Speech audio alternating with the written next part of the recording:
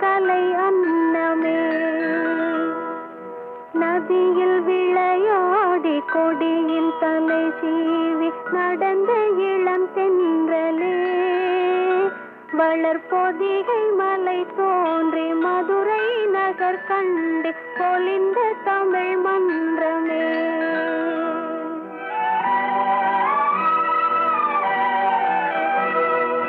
மலர்ந்து மலராத பாதி மலர் போல வளரும் விழி வண்ணமே.